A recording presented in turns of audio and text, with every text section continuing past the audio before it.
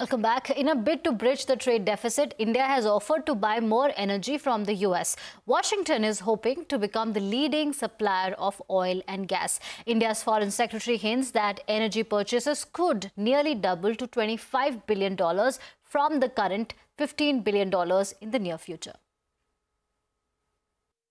And we want, we want a certain level playing field, which we really think we're entitled to.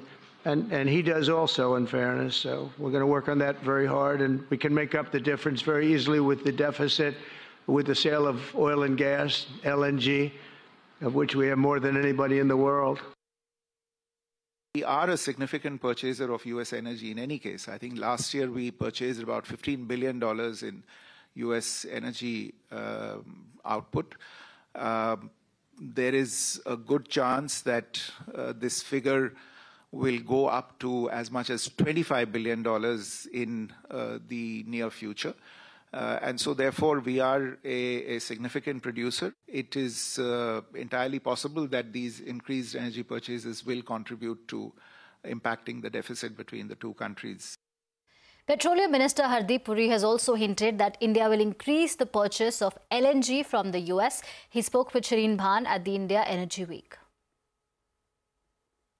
A meeting between Prime Minister Modi and President Trump, and a joint statement has been issued, and part of that, of course, is energy cooperation. President Trump saying that India should buy more LNG, more energy from the US. He's even put out a number there saying that that should increase from $15 billion to $25 billion.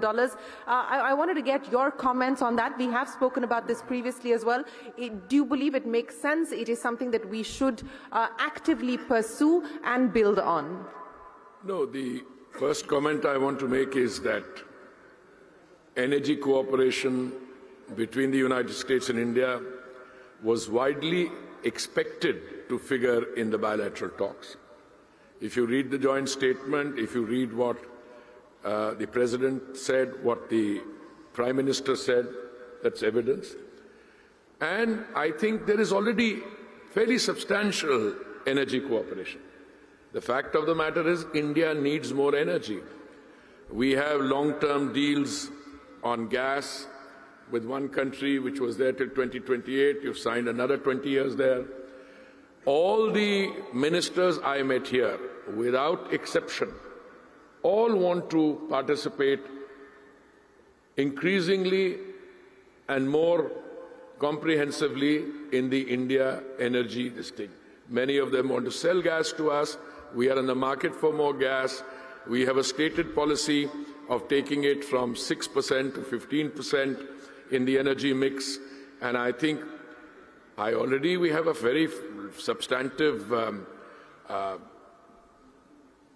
relationship with the United States, mostly on gas. I see definitely those quantities being addressed for increase. Specifically the India energy market, I think one of the issues has been predictability, and you are promising predictability, whether it is in terms of taxes or other commercial aspects, but the message to global investors on why they should do business here in India. I think we should make available the new law which has been passed by the Rajya Sabha and which will hopefully very soon be passed by the Lok Sabha. You know, the issue is that you had with great reluctance to impose a windfall tax. If you read the new law, that tells you it can't be done in this manner anymore. So we removed whatever little discretion we had. It was done only once, but everybody made a noise about it. I don't think any of the foreign investors, some of our own guys, including one or two of my friends sitting here, because we are mostly importers, but some of them are also producers and exporters. Yes. Additional, but it was done because of extraordinary circumstances, and it was done after the greatest of reluctance.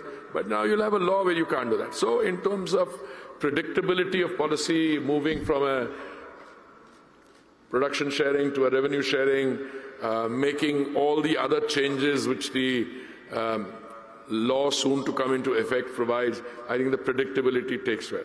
My message to my counterparts and through my counterparts in other countries to their economic operators is this is not just about India.